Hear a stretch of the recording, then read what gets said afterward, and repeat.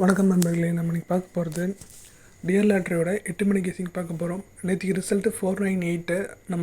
நம்ம கொடுத்ததில் ஆல் போர்டில் 8 பாஸ் ஆகிருக்கு, ஏ போர்டில் 4 பாஸ் ஆகிருக்கு, சி போர்டில் 8 பாஸ் ஆகிருக்கு. ஸோ நமக்கு ஏவும் சியும் நல்ல ஒரு பாஸ் ஆகிருக்கு. ஓகேங்களா.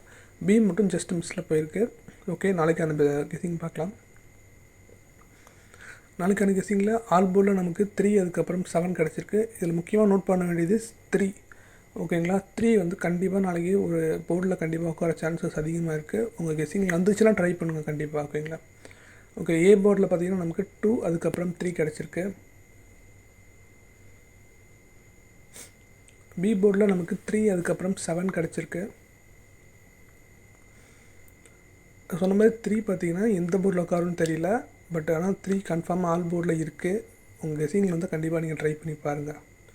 சி போர்டில் நமக்கு 3, 7 இந்த 2 நம்பர் தான் கிடச்சிருக்கு. ஓகேங்களா. ஸோ எல்லாமே சிங்கிள் போர்டில் நமக்கு 2 நம்பர் தான் கொடுத்துருக்கோம். உங்கள் கெஸிங்கில் வந்து வர்ற நம்பரை நீங்கள் போட்டுக்கோங்க. நம்ம கொடுக்குறது ரெஃபரன்ஸாக வச்சுக்கோங்க. ஓகேங்களா.